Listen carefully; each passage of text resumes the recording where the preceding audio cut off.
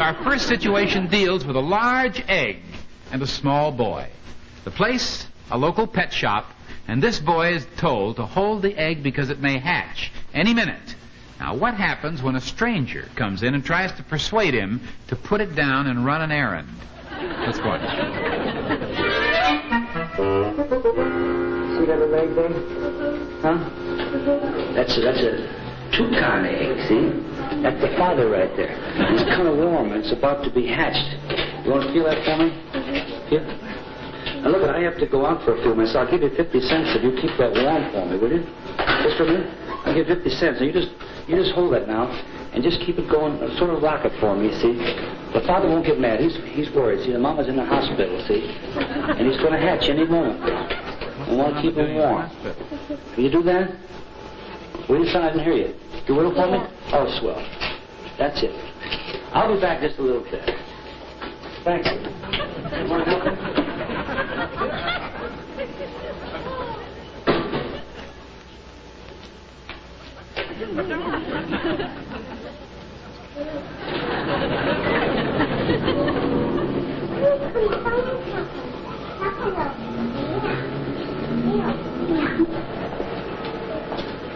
Hi.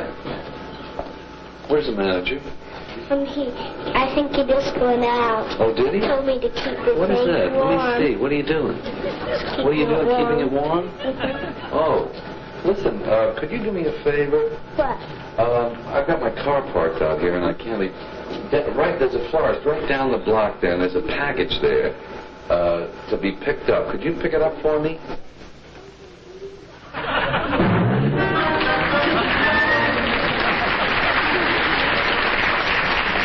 You know, this, Carl, you'll agree as a writer that this is the basis for a great many stories, and that is loyalties and how they're to be played, whether or not, how far you'll go to a promise. And you've probably figured out in your mind what the boy's going to do, but before you give me a final decision, I want you to meet him. And would you come out, please, Lawrence? This is Lawrence Short. Isn't he a fine-looking boy? Lawrence Lee Short. How old are you, Larry? 6. And you go to kindergarten. Yeah. You have a younger brother? Uh-huh. And anything else? A little sister. And are you married or single? I'm single. Well, now, this was quite an experience for you to hold that egg, wasn't it? And the man asked you to go away and run an errand and leave the egg. Now, supposing we start out with Mother Meadows. You're a very fine boy, Larry. And you held that egg so lovingly. Do you love eggs? No. Not even with bacon? No. No? But you love animals, don't you? I'm sure you do. Yeah. How many pets do you have? About of 8, but one of them died, and I have another bowl with 2 in them. Another bowl with 8 pets in it? Fish? No. Oh, A bowl. bowl with 8 fish in it, but one of them died, so we got 7, and we got another bowl with 2 fish in it. Oh, they're no. bowls Oh, with I fish, see. yeah. His pets are all fish. Mm-hmm. 8 of them. All right, now, Mr. Carl Reiner. Do you have any hobbies? Things that you like? Well, what do you do when you come home from school? I eat a sandwich. I tell you, A very perceptive question. that's Sebastian's hobby too, you know, when he comes home from work. That's a good hobby. Do you have any hobbies, things you like to do beside you just play with your fish, huh? You feed your fish? Yeah, sometimes. Yeah, he doesn't know what a hobby is, really. How old are you, 6?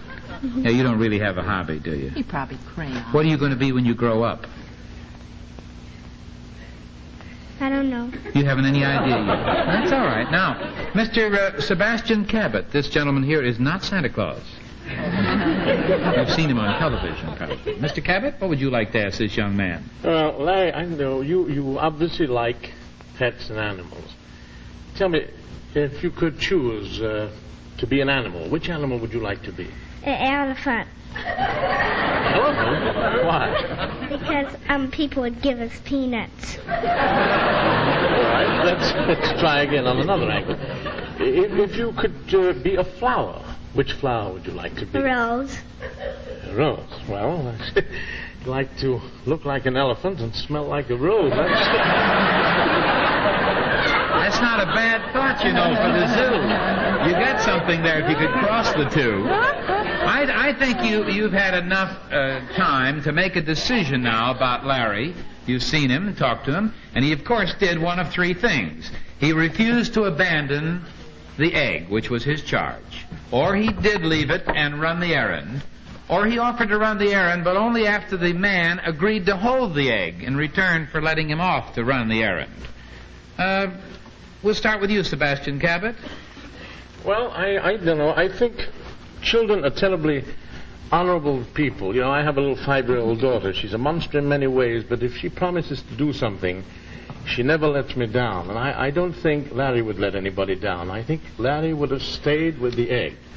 He stayed with the egg. All right, you want to put that vote up there? He refused to go on the errand and abandon his egg.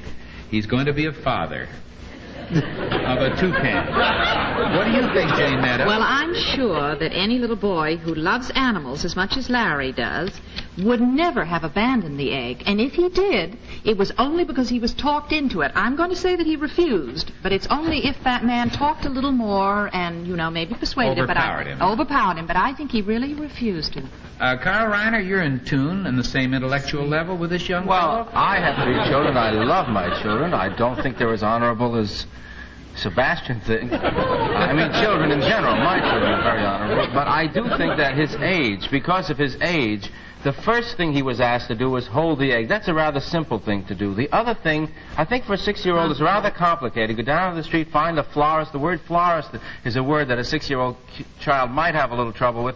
I think it would have been too much of a problem to him to do the second bidding, and I think he refused to abandon the egg because it was the easier way out, and he did promise. So there's Well, my you're all agreed. Yes. You're all agreed. You put a lot of faith and a lot of confidence in this young fellow at the age of 6 in the face of a big grown-up world. Well, now, Larry, for every wrong guess, you're going to get a $50 savings bond. You know that. So let's see what happened now. There it is, right there.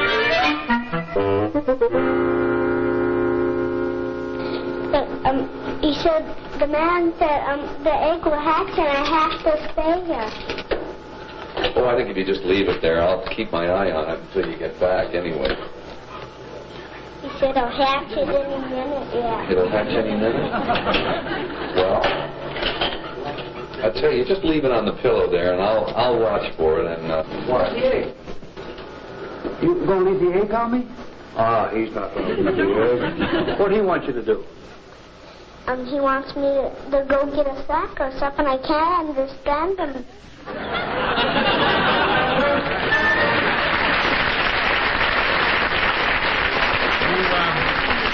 You all 3 were right, and it is interesting that Carl Reiner put his finger precisely.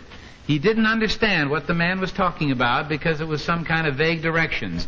So they all 3 were right, but I guessed wrong. I thought you would have gone, so I'm going to give you the $50 war bond that I might have guessed wrong. So you still will get a $50 war bond. You like that, don't you? Larry, some of the classmates at kindergarten may not be up this late and see you on television, so we're going to give you a film of all this that's happened to you and a Bell & Howell 16mm projector, and you'll be able to have your own show at the kindergarten. Goodbye, Larry.